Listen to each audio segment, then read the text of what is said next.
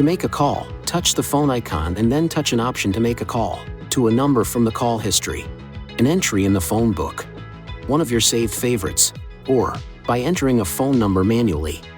To dial an entry in the phone book using voice commands, push the talk switch on the steering wheel, then say call followed by the name of a phone book entry. When using voice commands, press the talk switch again to cancel. To accept an incoming call, press this button on the steering wheel or touch this icon. To reject an incoming call, touch this icon. If a call is placed to the phone while another call is active, a notification will appear on the screen. Touch this icon to place the current call on hold and accept the incoming call. Touch this icon to reject the incoming call.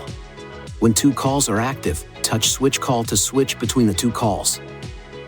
While a call is in progress, you can touch use handset to switch the phone call to the handset for privacy.